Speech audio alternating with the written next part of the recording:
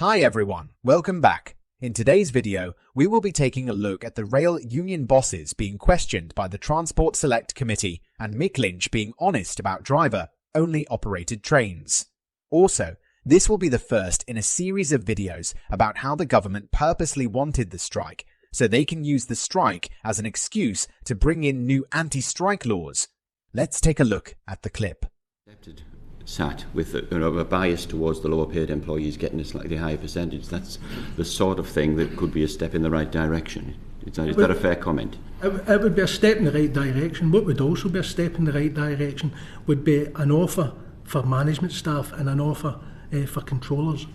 Which you haven't received yet? We've not received any offer for management staff and controllers. And it is notable that when we've done the deals with Network Rail, the first deal that we settled was for management staff. That was the first offer that we got, and we settled with them in that. We've not even had an offer, and we've asked repeatedly for offers for both those groups of staff, and we've been told that they don't have the authority for the DfT to make us any offer. Okay, just coming back to the driver-only operation just for a second. You said that it was suddenly brought into the discussion at a late point. I mean, I think any casual observer of what's going on in the railways at the moment would be aware that there's pressure from government and others to come up with more driver-only operations. So I'm a little bit surprised that it was a surprise, if you see what I mean. Even if I understand what you're saying, that it doesn't seem to have been specifically looked at. Can I just ask one question on DOO? Is it something that you just don't see as being feasible at all, or is it the fact that you're worried about the fact that it's being pushed too comprehensive? I noticed from some of the submissions that you talk about the cases where combining DOO with a ticketless station puts all sorts of vulnerability risks because of the two. Are there spaces where you would see that driver-only operation is still practical, though? Or is it just a no complete? I'm just trying to understand whether it's a partial stop or a full stop. Who you ask? Because Frank doesn't have guards in his... I was going to We will not accept driver-only operation in any company without fight. We'll never sign up to accepting DOO. It will never happen while I'm the General Secretary. It will never happen as long as the R&T exists. So it's not very clever in a negotiation, in my opinion. And it is the DfT that have insisted on this, not the executives that are coming in to see you. They'll have to do what they're told because that's what the contract says. The contracts that these train operators have with the DfT says, one, that the Secretary of State is entirely responsible for their industrial mandate, their negotiating mandate. Two, he has to approve a dispute handling programme. And three, they will make no communication with the trade unions without his prior approval, including writing a business-as-usual letter. So if I write to any train operating company, they have to inform the DfT within 3 working days with what the contents of that letter.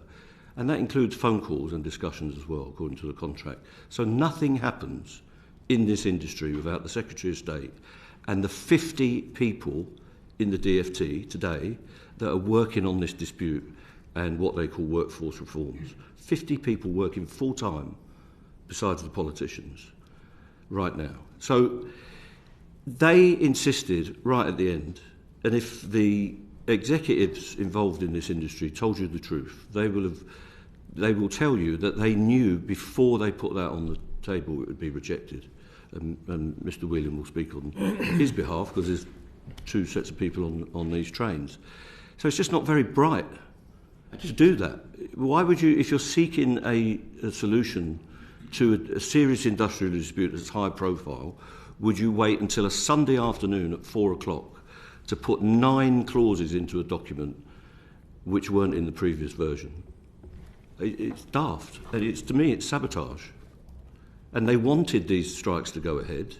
They knew that going forward with the imposition of change in Network Rail and DOO would provoke a reaction. They got the reaction. They let the strikes go ahead over Christmas. They didn't lift a telephone or lift a finger to get them off. They brought forward stage-managed releases in the last week about minimum service levels, about disruption and all the rest of it, about me and various other people in the industry, all primed through certain press outlets. And the whole thing has been completely stage managed leading up to Monday's sessions with the trade unions, as far as I can see. So it's a deliberate torpedoing of the talks which could have developed. That's why DOO was in there, not because it would have helped resolve the dispute.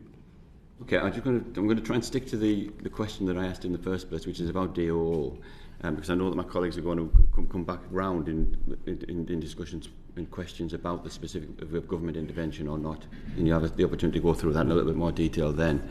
So really, you're saying there's absolutely no way that any train will run with DOO? We will never accept that we introduce the removal of more guards from trains. No, we won't accept that. And we won't continue with any talks that has that as a prerequisite. I'll leave that one there, Chair. Okay. Thank you, Paul. Jack. Thank you, Chair. And sorry, mate, I should have come. Sorry, Chair, would you like to know the view of the Train Drivers Union? Okay. I'm driver owning the operation. My apologies. Yes. No, I don't want to cut across you if you didn't want to know. Quite simply, I've given evidence to this body before in the Southern dispute. Our position remains the same. The train drivers who do it hate it, feel it's unsafe. We believe it's inherently unsafe. Prior to the pandemic, the whole industry was moving in a different direction. All the travelling public, all passenger focused, and everybody wanted visible presence and a safe presence in every train. We've seen sexual assaults in our railway increase by 180%. We had county lines and drugs. We had areas where people were refusing to move without security guards on trains at certain times of night. Unfortunately... So it's just not about the unions refusing to have driver-only operated trains. It's also about safety. And for those that say, well, it's currently operating on the London Underground. Well, most underground stations are staffed 24/7, so should an underground train driver require assistance, he radios in and someone in the next station comes to the platform to assist. However, on the National Rail, get rid of the guard and the driver is left to deal with everything on a 12-carriage train with possibly no assistance at the next station, as not all train stations are staffed all hour long when trains are in operation.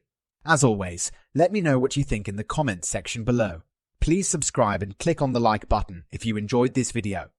Before you go, just thought I should mention that this is a multi-series video.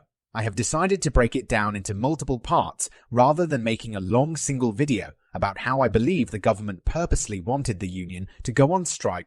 The government thought it would win public opinion, which it lost. Now that they've lost that, the government is now trying to force anti-strike laws,